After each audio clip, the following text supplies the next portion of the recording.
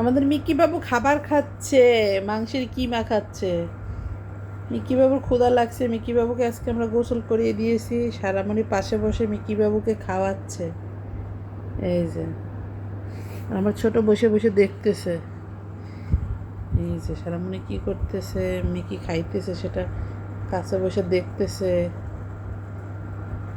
দেখি Mickey,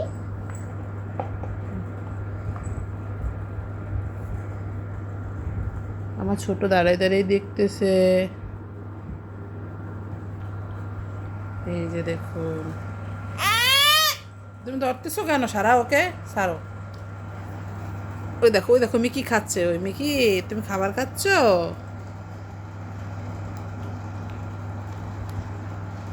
tata দিয়ে দাও, টাটা দাও, টাটা টাটা।